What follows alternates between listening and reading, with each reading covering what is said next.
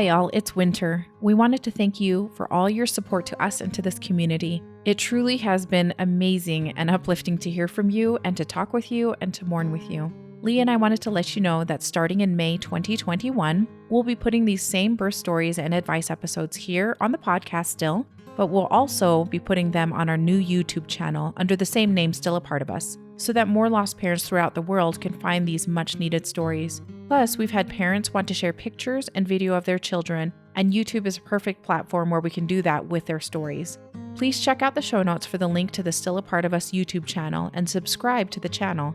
We're excited to be able to interact with you there. Thanks. I'm Winter, and this is a brief note on grief. At the first meeting of our local grief support group, a month and a half after our son Brandon was stillborn, our facilitator Michelle shared with us an analogy of grief that has stuck with me. She described going on vacation after the passing of her twins, and she was sitting on the beach, just watching the waves come in and out, some small ones lapping up to shore and some large ones crashing and stirring up the sand below.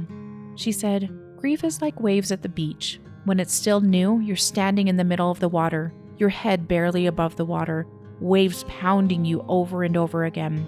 You can't tell if the waves are small or large, you just feel like you're drowning.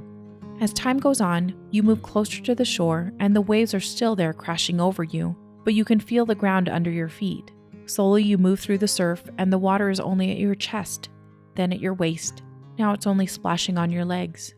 One day you will find yourself up on the shore, watching the waves come in and out.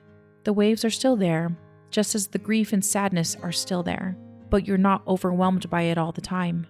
There was one thing she said that struck me though. She said, "Some days you'll want to wade back into the water."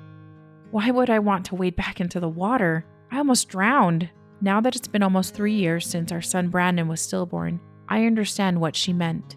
You do it to feel the waves of grief, to feel the sadness again, to get knocked to your knees by the heartache, to gasp for breath again as you weep for your child, because those raw and intense feelings are so intertwined with my son and his death. Wading back into the waves of grief makes me feel close to him again. Some days you'll want to wade back into the water. I hope this helps you today.